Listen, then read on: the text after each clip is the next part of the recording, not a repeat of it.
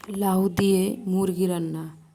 এর ভিতরে আমি পেঁয়াজ কুচি, গোলমরিচ, এলাচ, দারচিনি, কাঁচামরিচ, 5টা কাঁচামরিচ, রসুন বাটা, আদা বাটা,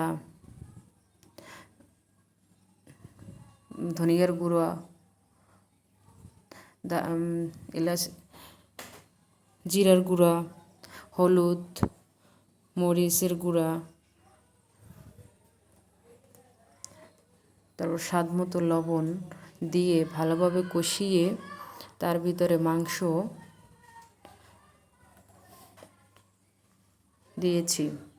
তার ভিতরে মাংস দিয়ে মাংসটার ভিতর আমি লাউগুলো ঢেলে মাংসটা ভালোভাবে কষিয়ে তার ভিতরে আমি লাউগুলো